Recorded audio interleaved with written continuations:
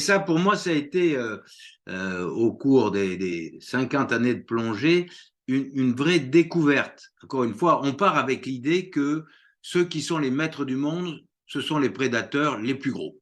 Mhm. Et on découvre rapidement que ceux qui sont les maîtres du monde, ce sont les parasites, les bactéries, les virus les plus petits.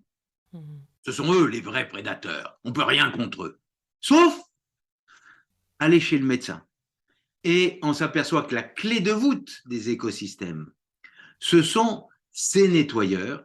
Il y en a une très très grande variété. Hein. Il y a des poissons, il y a des crevettes, il y a toutes sortes de nettoyeurs. Il y a même des poissons qui sont nettoyeurs à plein temps toute leur vie et d'autres qui ne sont nettoyeurs que lorsqu'ils sont juvéniles. Hein. Mais ce sont ces groupes de poissons nettoyeurs qui sont le pilier et le garant de l'état de santé des écosystèmes.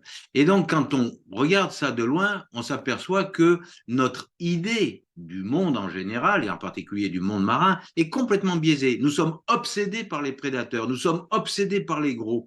Et c'est pas du tout ça.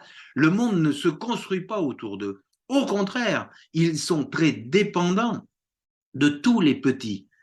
Et tout d'un coup, on comprend mieux les interdépendances. Tout le monde dépend de tout le monde. Le requin est le plus fragile et dépendant donc des parasites et de ceux qui enlèvent ces parasites. Mhm. Alors que les parasites et les nettoyeurs, bon, n'ont pas vraiment besoin du requin.